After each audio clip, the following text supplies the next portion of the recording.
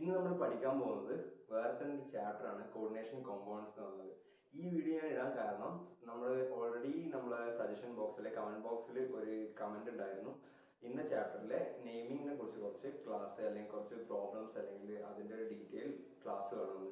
അപ്പോൾ അതിനുമായിട്ട് ബന്ധപ്പെട്ടിട്ടാണ് നമ്മളിപ്പോൾ coordination compounds എന്ന് പറഞ്ഞ ചാപ്റ്റർ ഇപ്പം ലെക്ചർ എടുക്കാൻ കാരണം. അപ്പം കുറച്ച് ദിവസം നമ്മൾ കുറച്ച് ഡിലേ ആയി പോയി, നമ്മൾ വീഡിയോസും കാര്യങ്ങളൊന്നും ഇട്ടിട്ടില്ല. അത് കാരണം എന്താ വെച്ചാൽ നമ്മൾ ഫിസിക്കലി കുറച്ച് പ്രശ്നങ്ങൾ ഉണ്ടായിരുന്നു, കുറച്ച് അസുഖങ്ങളും കാരണങ്ങൾ പിടിച്ചിപ്പോൾ മഴയൊക്കെ ആയതിനാൽ അതുകൊണ്ടാണ് നമ്മൾ കുറച്ച് ഡിലേ ആയി പോയത്.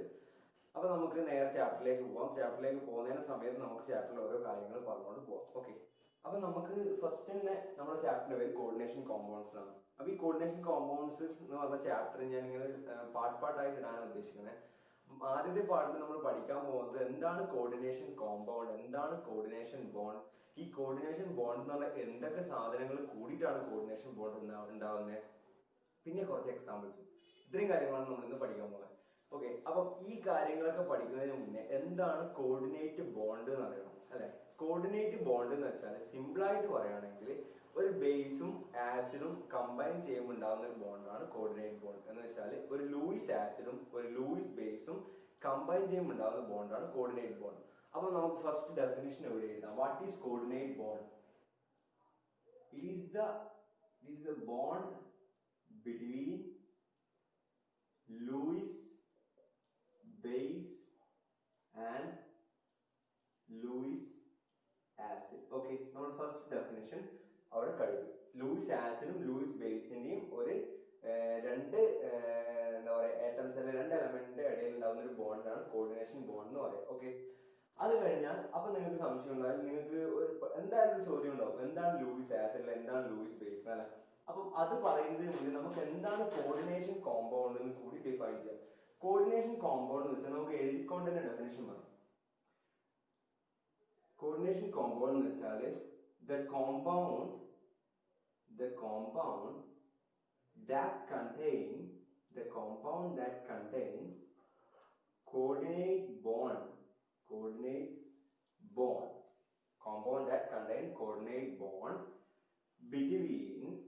between central metal atom and number of some atoms or groups. എന്ന് വെച്ചാൽ കോർഡിനേഷൻ കോമ്പൗണ്ട് എന്ന് വെച്ചാൽ ആ കോമ്പൗണ്ടിൽ ഒരു കോർഡിനേറ്റ് ബോണ്ട് ഉണ്ടാവും. ആ കോർഡിനേറ്റ് ബോണ്ട് ആരൊക്കെ തമ്മിൽ ഉണ്ടാവുക? ഒരു central metal atom and number of some atoms or groups. ഏതെങ്കിലും ഒരു സെൻട്രൽ മെറ്റൽ ആറ്റം ഉണ്ടാവും, അതിന്റെ ഒപ്പം ഒരു ആറ്റം അല്ലെങ്കിൽ ഒരു ഗ്രൂപ്പ് ഓഫ് ആറ്റംസ് ഉണ്ടാവും, മിക്സ് ചെയ്യുന്നതാണ് കോർഡിനേഷൻ കോമ്പൗണ്ട് എന്ന് പറയുന്നത്. ഓക്കെ, അപ്പം ഈ കോർഡിനേഷൻ കോമ്പൗണ്ടിന്റെ ഒരു നമുക്ക് എക്സാമ്പിൾ അടുത്തേക്ക് പോവാം. അപ്പൊ അതിനു മുന്നേ നമുക്ക് അടുത്ത ഡെഫിനിഷനിലേക്ക് നേരെ പോവാം. അപ്പൊ അതിനു മുന്നേ നമ്മൾ അടുത്ത ഡെഫിനിഷനിലേക്ക് പോകുന്നതിന് മുന്നേ എന്താണ് സെൻട്രൽ മെറ്റൽ ആറ്റം? നമ്മളിപ്പോൾ സെൻട്രൽ മെറ്റൽ ആറ്റം എന്ന് പറഞ്ഞു, CMA എന്ന് നമുക്ക് ഷോർട്ട് ആയിട്ട് വിളിക്കാം, സെൻട്രൽ മെറ്റൽ ആറ്റം. ഇനി ഒരു പുതിയ ടേം കൂടി നിങ്ങൾ പഠിക്കാൻ പോകുന്നുണ്ട്, ലിഗൻഡ്. ലിഗൻഡ് എന്ന് വെച്ചാൽ സെൻട്രൽ മെറ്റൽ ആറ്റം എന്ന് പറഞ്ഞാൽ നമ്മൾ പറഞ്ഞു ഓൾറെഡി, സെൻട്രൽ മെറ്റൽ ആറ്റം ഒരു കോർഡിനേഷൻ കോമ്പൗണ്ട് ഉണ്ടാവും. അതിനൊപ്പം വരുന്ന number of some atoms or ഗ്രൂപ്പ്സിന് പറയുന്ന പേരാണ് എന്ത്? ലിഗൻഡ് എന്ന് പറയുന്നത്. അപ്പം ഈ ലിഗൻഡ് നമുക്ക് ഇങ്ങനെ കൊടുക്കാം, ലിഗൻഡ്. ഓക്കെ, അപ്പൊ ഈ ലിഗൻഡ് എന്ന് സെൻട്രൽ മെറ്റൽ ആറ്റത്തിലേക്ക് പോകുന്ന ഒരു ബോണ്ടാണ് കോർഡിനേഷൻ ബോണ്ട്. ഇതിന് പറയുന്ന പേരാണ് എന്ത്? Coordination bond. ഓക്കെ, ഈ കോർഡിനേഷൻ ബോണ്ട് എന്ന് പറയുമ്പോൾ ഇത് ഒരു ആസിഡും അല്ലെങ്കിൽ ഇതൊരു ബേസ്, അല്ലെങ്കിൽ ഇതൊരു ബേസും ഇതൊരു ആസിഡും ആയിരിക്കും. അങ്ങനെയാണെങ്കിൽ ലിഗൻഡ് എന്ന് പറഞ്ഞാൽ എപ്പോഴും എന്താ ചെയ്യുക? ഇലക്ട്രോൺ ഡൊണേറ്റ് ചെയ്യാണ് ചെയ്യുക അല്ലെ. ഈ ബോണ്ട് ഇങ്ങോട്ട് ആയതിനാൽ ഇലക്ട്രോൺ ഡൊണേറ്റ് ചെയ്യാണ് ചെയ്യുക. അപ്പൊ ലിഗൻഡ് എപ്പോഴും എന്താണ്? ലൂയിസ് ബേസ് ആയിരിക്കും. സെൻട്രൽ മെറ്റൽ ആറ്റം എപ്പോഴും എന്തായിരിക്കും? ലൂയിസ് ആസിഡ് ആയിരിക്കും. ഓക്കെ, അപ്പൊ നിങ്ങൾക്ക് ഒരു ഐഡിയ കിട്ടിക്കണം എന്താണ് ലൂയിസ് ആസിഡും എന്താണ് ലൂയിസ് ബേസും. അപ്പൊ നമുക്ക് നേരെ ലൂയിസ് ആസിഡിന്റെയും ബേസിന്റെയും ഡെഫിനേഷനിലേക്ക് പോവാം. ലൂയിസ് ബേസ് എന്ന് വെച്ചാൽ എന്തായിരിക്കും? The molecule or ion which donate electrons ആണ് ആര്? Luis base. അതുപോലെ ലൂയിസ് ആസിഡ് എന്തായിരിക്കും? molecule or ion which accept electrons ആയിരിക്കും ആര്? Luis acid. അപ്പൊ എന്താണ് ലൂയിസ് ആസിഡ്, എന്താണ് ലൂയിസ് ബേസ്, എന്താണ് കോർഡിനേഷൻ കോമ്പൗണ്ട്, എവിടെയാണ് സെൻട്രൽ മെറ്റൽ ആൻഡ് ലിഗൻഡ് ഉണ്ടാവുക, കോർഡിനേറ്റ് ബോണ്ട് എങ്ങനെയാണ് ഉണ്ടാവുക എന്നൊക്കെ നിങ്ങൾ പഠിച്ചു തരും. ഓക്കെ, ഇനി നമ്മൾ അടുത്ത പഠിക്കാൻ പോകുന്നത് ഈ ലൂയിസ് ആസിഡും ബേസും കമ്പൈൻ ചെയ്തിട്ടാണ് ഒരു കോർഡിനേഷൻ കോമ്പൗണ്ട് ഉണ്ടാകുന്നത്. അപ്പൊ നമുക്ക് നമ്മളിപ്പോ ABCD പഠിക്കുമ്പോൾ ആദ്യം ഏന്ന് തുടങ്ങിയിട്ടാണ് സെഡിലേക്ക് എത്തുക അല്ലെ. അപ്പൊ ഒറ്റ ദിവസം കൊണ്ടല്ല. അപ്പൊ ആദ്യം ലൂയിസ് ആസിഡിന്റെയും ബേസിന്റെ എക്സാമ്പിൾ കഴിഞ്ഞിട്ട് അത് കമ്പൈൻ ചെയ്ത് നമുക്ക് എവിടേക്ക് പോവാം? കോർഡിനേഷൻ കോമ്പൗണ്ടിന്റെ എക്സാമ്പിളിലേക്ക് പോവാം. അപ്പൊ ആദ്യം നമുക്ക് ലൂയിസ് ബേസിന്റെ എക്സാമ്പിളിലേക്ക് പോവാം. അപ്പൊ ലൂയിസ് ബേസിന്റെ എക്സാമ്പിളിലേക്ക് ഒന്നാമത്തെ എക്സാമ്പിൾ ആണ് H2O.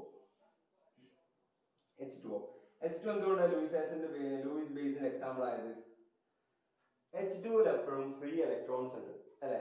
നമ്മൾ ഓൾറെഡി പറഞ്ഞു molecule or ion which donate electron is Luis base. H2O oxygen എപ്പോഴും ഇലക്ട്രോൺ ഡൊണേറ്റ് ചെയ്യുമ്പോൾ H2O ഓക്സിജൻ ഡൊണേറ്റ് ചെയ്യുന്നതുകൊണ്ട് തന്നെ H2O എന്തായിരിക്കും? ഒരു ലൂയിസ് ബേസ് ആയിരിക്കും. അടുത്തത് കാർബൺ മോണോക്സൈഡ്. ഇതിന്റെ ഒരു കേസിൽ ഒരു ചെറിയ ട്വിസ്റ്റ് ഉണ്ട്. അപ്പൊ നമുക്ക് ഈ കാർബൺ മോണോക്സൈഡിന് ഡീറ്റെയിൽ ആയിട്ട് പോകും. കാർബൺ മോണോക്സൈഡിൽ കാർബൺ, ഓക്സിജൻ, ഇങ്ങനെയാണ് കാർബൺ മോണോക്സൈഡിന്റെ ബോണ്ടിങ് ഉള്ളത്. ഓക്കെ, അങ്ങനെയാണെങ്കിൽ പ്ലസ് സൈൻ എന്ന് വെച്ചാൽ അതിന്റെ അർത്ഥം എന്താ? ഇലക്ട്രോൺ ഡെഫിഷ്യന്റും, മൈനസ് സൈൻ എന്ന് വെച്ചാൽ ഇലക്ട്രോൺ റിച്ചും ആണ് അല്ലെ. ഇതിൽ ആരാണ് ഇലക്ട്രോൺ റിമൂവ് ചെയ്യുക അല്ലെ ഇലക്ട്രോൺ ഡൊണേറ്റ് ചെയ്യുന്നത് ആരായിരിക്കും? ശരിക്കും പറഞ്ഞാൽ ഓക്സിജൻ ആണ് ഇലക്ട്രോൺ ഡൊണേറ്റ് ചെയ്യേണ്ടത്. കാരണം ഓക്സിജനിൽ ലോൺ പെയർ ഓഫ് ഇലക്ട്രോൺസ് ഉണ്ട്. പക്ഷേ ഇൻ ദിസ് കേസ് നമ്മുടെ കാർബൺ ആണ് ഇലക്ട്രോൺ ഡൊണേറ്റ് ചെയ്യുക. എന്തുകൊണ്ടാണെന്ന് വെച്ചാൽ കാർബൺ ഇലക്ട്രോൺ നെഗറ്റിവിറ്റി വളരെ കുറവാണ്. അപ്പൊ ഇലക്ട്രോൺ നെഗറ്റിവിറ്റി വളരെ കുറവായതുകൊണ്ട് കാർബൺ ഇലക്ട്രോൺ എന്ത് ചെയ്യും? റിമൂവ് ചെയ്യും. അതേസമയം ഓക്സിജൻ ഇലക്ട്രോൺ നെഗറ്റിവിറ്റി കമ്പാരിറ്റീവ്ലി കൂടുതലാണ്. അതുകൊണ്ട് ഓക്സിജൻ എന്ത് ചെയ്യാൻ പറ്റില്ല? നമുക്ക് ഇലക്ട്രോൺ റിമൂവ് ചെയ്യാൻ പറ്റില്ല. അതുപോലെ തന്നെ കാർബൺ എന്ന് പറഞ്ഞാൽ ഒരു ഇലക്ട്രോൺ ലവിങ് ആണ്. ഓക്സിജൻ ഇലക്ട്രോൺ ലവിങ് അല്ല, ഇലക്ട്രോണിനെ ഇഷ്ടമില്ലാത്ത ഒരാളാണ്. എന്ന് വെച്ചാൽ ഇലക്ട്രോൺ കൊടുക്കുന്ന ആളാണ്. ഓക്കെ, അതേസമയം ഓക്സിജൻ ഇലക്ട്രോൺ ഭയങ്കര ഇഷ്ടപ്പെടുന്ന ഒരാളാണ്. അപ്പൊ ഓക്സിജൻ എപ്പോഴും ഇലക്ട്രോൺ അടുത്തേക്ക് വരാനാണ് ശ്രമിക്കുക. അതേസമയം കാർബൺ എപ്പോഴും കാർബൺ ചെയ്യും ഇലക്ട്രോൺ പോവാനാണ് ശ്രമിക്കുക. ഓക്കെ, അടുത്ത എക്സാമ്പിൾ ആണ് OH മൈനസ് അല്ലെങ്കിൽ CN മൈനസ്. ഇതിലൊക്കെ എന്ന് വെച്ചാൽ മൈനസ് ചാർജ് ഉണ്ട്. മൈനസ് ചാർജ് എന്ന് പറഞ്ഞാൽ അതിന്റെ അർത്ഥം തന്നെ എന്താണ്? അവിടെ ഇലക്ട്രോൺ റിച്ച് സ്പീഷീസ് ആണ്. അവിടുന്ന് ഇലക്ട്രോൺസ് അവർ ഡൊണേറ്റ് ചെയ്യാണ് എപ്പോഴും ചെയ്യുക. ഓക്കെ, അതാണ് ലൂയിസ് ബേസിന്റെ എക്സാമ്പിൾസ്. ഇനി നമുക്ക് ലൂയിസ് ആസിഡിലേക്ക് പോകാം. ലൂയിസ് ആസിഡിലേക്ക് പോകുമ്പോൾ നിങ്ങൾക്ക് Fe2+, Cu2+, AlF3. Fe2+, Cu2+ ഞാൻ പറയേണ്ട ആവശ്യമില്ല. കാരണം നിങ്ങൾക്ക് അറിയാം അത് രണ്ടും മെറ്റൽസ് ആണ്. അത് എപ്പോഴും പ്ലസ് സൈൻ എപ്പോഴും എന്താണ്? ഡെഫിഷ്യന്റ് ആണ്, ആക്സെപ്റ്റ് ചെയ്യുക. അപ്പം which accept electrons, 2 electrons accept ചെയ്ത് കഴിഞ്ഞാൽ Fe എന്തായി? ഒക്ടറ്റ് ആയി. 2 ഇലക്ട്രോൺസ് ആക്സെപ്റ്റ് ചെയ്ത് കഴിഞ്ഞാൽ കോപ്പർ എന്തായി? ഒക്ടറ്റ് ആയി. അങ്ങനെയാണെങ്കിൽ AlF3 എങ്ങനെയാ വരിക നമുക്ക് നോക്കാം. A എന്ന് പറഞ്ഞ സാധനത്തിന്റെ ലോൺ പെയർ വാലൻസി 3 ആണെന്ന് നിങ്ങൾക്ക് അറിയാം. F എന്ന് പറഞ്ഞ സാധനം 1, 2, 3 ആയിട്ട് നിൽക്കുകയാണെന്ന് അറിയാം. എഫിന്റെ വാലൻസി എത്രയാ? 1, 2, 3, 4, 5, 6, 7. 1, 2, 3, 4, 5, 6, 7. 1, 2, 3, 4, 5, 6, 7. ഓക്കെ, ഇങ്ങനെയാണെങ്കിൽ നമ്മൾ അലൂമിനിയം എങ്ങനെയാ ബോണ്ട് ചെയ്യുക? ഇതിങ്ങനെയാണ് ഇങ്ങനെയാണ് അലൂമിനിയത്തിന്റെ ബോണ്ടിങ് ഉണ്ടാവുക അല്ലെ. അപ്പൊ അലൂമിനിയത്തിന് ചുറ്റും എത്ര ഇലക്ട്രോൺസ് ഉണ്ട്? ഇവിടെ 6 ഇലക്ട്രോൺസേ ഉള്ളൂ. അപ്പം ഇവര് ഒക്ടറ്റ് ആണോ? അല്ല. അപ്പം അലൂമിനിയം 2 ഇലക്ട്രോൺസ് വാങ്ങിച്ചു കഴിഞ്ഞാൽ അവരെന്തായി? ഒക്ടറ്റ് ആയി. അപ്പം +2 ഇലക്ട്രോൺസ് ആര് വാങ്ങിക്കണം? അലൂമിനിയം വാങ്ങിക്കണം. അങ്ങനെയാണ് അലൂമിനിയം AlF3 എന്ന് പറഞ്ഞ കോമ്പൗണ്ട് ഒരു ലൂയിസ് ആസിഡ് ആയിട്ട് മാറിയത്. ഓക്കെ, അപ്പൊ ഇത്രയാണ് നമ്മളെ ലൂയിസ് ആസിഡ്, ലൂയിസ് ബേസ്, അതുപോലെ coordination compound, coordinate bonding explanation അല്ലെങ്കിൽ ഒരു ബ്രീഫ് എക്സ്പ്ലനേഷൻ എന്ന് പറയാം. ഓക്കെ, ഇനി നമുക്ക് എന്ത് ചെയ്യാം? കോർഡിനേറ്റ് ബോണ്ടിന്റെ എക്സാമ്പിളിലേക്ക് പോകാം. നമുക്ക് അറിയുന്ന എക്സാമ്പിൾ ആണ്, എല്ലാവർക്കും പരിചയമുള്ള ഒരു എക്സാമ്പിൾ ആണ് ഈ എക്സാമ്പിൾ. നിങ്ങൾ +2 ഒക്കെ കഴിയാനായ കുട്ടികളാണെങ്കിൽ നിങ്ങൾ ഒരുവിധം എല്ലാ സ്ഥലങ്ങളിലും കാണുന്ന ഒരു എക്സാമ്പിൾ ആണ് പൊട്ടാസ്യം. ഇതിന്റെ പേര് നമുക്ക് പിന്നെ പഠിക്കാം, ഇപ്പോഴേ ഞാൻ പേര് പറയുന്നില്ല. പൊട്ടാസ്യം, അയണ്, സയനൈഡ് എന്ന് പറഞ്ഞ ഈ 3 സാധനത്തിന്റെ ഒരു കോമ്പൗണ്ട്. ഇതൊരു ലൂയിസ് ബേസ് ആണ്, ഇതൊരു കോർഡിനേഷൻ കോമ്പൗണ്ട് ആണ്. അപ്പം ഇതില് ലൂയിസ് ആസിഡ് ആരാണ്? ലൂയിസ് ബേസ് ആരാണ്? ഇതാണ് നമ്മുടെ ക്വസ്റ്റ്യൻ. ലൂയിസ് ആസിഡ് ആരാണ്? ലൂയിസ് ആസിഡും ലൂയിസ് ബേസ് എന്ന് വെച്ചാൽ എന്താണ്? നമ്മൾ ഓൾറെഡി പഠിച്ചു. Molecule donate electrons and accept electrons. അങ്ങനെയാണെങ്കിൽ നമുക്ക് ഒരു ചെറിയ എക്സാമ്പിളിലേക്ക് പോവാം. നമുക്ക് B എന്ന് പറഞ്ഞ സാധനം ബേസ് ആയിട്ടും A എന്ന് പറഞ്ഞ സാധനം ആസിഡ് ആയിട്ടും എടുക്കാം. ഓക്കെ, ലൂയിസ് ആസിഡും ബേസുമായിട്ട് എടുക്കാം. അപ്പം എ എന്ന് പറഞ്ഞ ആസിഡിൽ എപ്പോഴും എന്തുണ്ടാവും, ഒരു ഫ്രീ ഓർബിറ്റൽ ഉണ്ടാവും. എന്തുകൊണ്ടാ, അവർക്ക് എപ്പോഴും പ്ലസ് സൈൻ ആണല്ലോ, അപ്പൊ അവരെപ്പോഴും ഇലക്ട്രോൺസ് വാങ്ങിക്കുകയാണ് ചെയ്യുക. അപ്പൊ ഇവിടെ ഒരു ഡി ഓർബിറ്റ്, പൊതുവെ ഡി ഓർബിറ്റൽസിലെ എലമെന്റ്സ് ആണ്, sorry D orbital transition elements ആണ് ഏത് ഫോം ചെയ്യുക, നമ്മൾ കോർഡിനേഷൻ ബോണ്ട് സെൻട്രൽ മെറ്റലായിട്ട് ഉണ്ടാവുക. ട്രാൻസിഷൻ എലമെന്റ്സ് എന്ന് പറയുമ്പോൾ നമ്മുടെ ഡി ബ്ലോക്ക് എലമെന്റ്സ്, നടുക്കുള്ള ആൾക്കാർ. അപ്പം ആ എലമെന്റ്സ് എപ്പോഴും ഇലക്ട്രോൺസ് കയ്യിൽ ഉണ്ടാവില്ല, എപ്പോഴും ഇലക്ട്രോൺസിന്റെ ഡെഫിഷ്യന്റ് ആയിരിക്കും. അതേസമയം ഇവിടെ നമുക്ക് എസ് ബ്ലോക്ക് എലമെന്റ്സോ പി ബ്ലോക്ക് എലമെന്റ്സോ ഇവിടെ എടുക്കാം. അങ്ങനെയാണെങ്കില്ല, ഇവിടെ ഇപ്പൊ നമുക്ക് 2 ഇലക്ട്രോൺസ്, ഇവിടെ 2, ഇവിടെ 2, ഇവിടെ 2, ഇവിടെ ഇങ്ങനെ എടുത്തു കഴിഞ്ഞാൽ ഇത് രണ്ടും കൂടി കമ്പൈൻ ചെയ്താലാണ് നമുക്ക് എന്ത് കിട്ടുക, ഒരു കോർഡിനേഷൻ ബോണ്ട് കിട്ടുക. അല്ലെങ്കിൽ കമ്പൈൻ ചെയ്താൽ ഇങ്ങനെ ചെയ്തു കഴിഞ്ഞാലാണ് നമുക്ക് എന്ത് ചെയ്യുക, ഒരു കോർഡിനേഷൻ ബോണ്ട് കിട്ടുക. ഓക്കെ, അപ്പൊ ഞാൻ നിങ്ങൾക്കൊരു എക്സാമ്പിളിലേക്ക് പറഞ്ഞുതരാം. നമുക്ക് എല്ലാവർക്കും എന്താ പറയാ പറഞ്ഞ് കൊടുക്കാൻ പറ്റുന്ന ഒരു എക്സാമ്പിൾ ആണ്. ഇപ്പം ഒരു ഉദാഹരണം പറയാണ്, എന്നോട് ഒരു പെൺകുട്ടി വന്നിട്ട് ഒരു ഇഷ്ടം പ്രകടിപ്പിച്ചാൽ ഞാനിപ്പം അത് ആക്സെപ്റ്റ് ചെയ്യുകയാണെങ്കിൽ ഞാൻ ആരാണ്, ആ പെൺകുട്ടിയാണ്. ഇത്രയേ ഉള്ളൂ ലൂയിസ് ആസിഡും ബേസും തമ്മിലുള്ള വ്യത്യാസം. ലൂയിസ് ആസിഡ് എന്ന് പറയുമ്പോൾ ഇലക്ട്രോൺ ആക്സെപ്റ്റ് ചെയ്യുന്നതാണ് അല്ലേ. അപ്പൊ എനിക്ക് ആ പെൺകുട്ടി ഇഷ്ടമായില്ലെങ്കിൽ ആദ്യം ആ പെൺകുട്ടിയോട് ഓക്കെ എനിക്കും ഇഷ്ടമാണെന്ന് പറയും, അഥവാ ഇഷ്ടമില്ലെങ്കിൽ ഇഷ്ടമല്ല എന്ന് പറയും. അതേസമയം ആ പെൺകുട്ടി എനിക്ക് ഇങ്ങോട്ടേക്ക് ഒരു പ്രപ്പോസലായിട്ട് വരുന്ന സമയത്ത് ആ പെൺകുട്ടി എന്താ പറയുന്നത്, ഇലക്ട്രോൺ എനിക്ക് തരികയാണല്ലേ, ആ കുട്ടിയുടെ ഇഷ്ടം ഇലക്ട്രോൺ ആയിട്ട് എനിക്ക് തരികയാണ്. അപ്പൊ ആ ഇലക്ട്രോൺ ആയിട്ട് തരുന്ന ആ പെൺകുട്ടി ആരാണ്, ലൂയിസ് ബേസും ഞാൻ ആരാണ്, ലൂയിസ് ആസിഡും. ഇത്രയേ ഉള്ളൂ ലൂയിസ് ആസിഡും ബേസും തമ്മിലുള്ള കൺസെപ്റ്റ്. ഈ ഒരു കാര്യം മനസ്സിൽ വെക്കണം, കാരണം നമ്മളിനി അടുത്ത ചാപ്റ്ററിന്റെ ഉള്ളിലേക്ക് പോകുന്ന സമയത്ത് ലൂയിസ് ആസിഡും ബേസും തമ്മിൽ ഒരു കൺഫ്യൂഷൻ ഉണ്ടാകാൻ പാടില്ല. ലൂയിസ് ആസിഡ് എന്ന് വെച്ചാൽ എപ്പോഴും എന്തായിരിക്കും, അക്സെപ്റ്റിംഗ് ഇലക്ട്രോൺസും, ലൂയിസ് ബേസ് എന്ന് പറഞ്ഞാൽ എപ്പോഴും ഡൊണേറ്റിംഗ് ഇലക്ട്രോൺസ്. ലൂയിസ് ആസിഡ് എന്ന് പറഞ്ഞാൽ എപ്പോഴും പ്ലസ് ചാർജ് ആയിരിക്കും, ലൂയിസ് ബേസ് എന്ന് പറഞ്ഞാൽ എപ്പോഴും മൈനസ് ചാർജ് ആയിരിക്കും. മൈനസ് ചാർജ് ഉണ്ടാകുമ്പോൾ എപ്പോഴും എന്തായിരിക്കും, ഇലക്ട്രോൺ റിച്ച് ആയിരിക്കും. പ്ലസ് ചാർജ് ഉണ്ടാകുമ്പോൾ ഇലക്ട്രോൺ എപ്പോഴും ഡെഫിഷ്യന്റ് ആയിരിക്കും.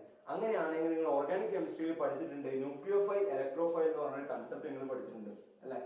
ന്യൂക്ലിയോഫൈലും ഇലക്ട്രോഫൈലും. ഇതിൽ ന്യൂക്ലിയോഫൈൽ എന്ന് വെച്ചാൽ നമുക്ക് ആരായിട്ട് കൺസിഡർ ചെയ്യാം, ലൂയിസ് ബേസ് ആയിട്ട് കൺസിഡർ ചെയ്യാം. ഇലക്ട്രോഫൈൽ എന്ന് വെച്ചാൽ ലൂയിസ് ആസിഡ് ആയിട്ടും കൺസിഡർ ചെയ്യാം. ഇലക്ട്രോഫൈൽ എന്ന് വെച്ചാൽ ഇലക്ട്രോൺ ഡെഫിഷ്യന്റ്, ന്യൂക്ലിയോഫൈൽ എന്ന് വെച്ചാൽ ഇലക്ട്രോൺ റിച്ച് ആയിരിക്കും. അപ്പം ആ ഒരു കൺസെപ്റ്റും കൂടി മനസ്സിൽ വെക്കുക.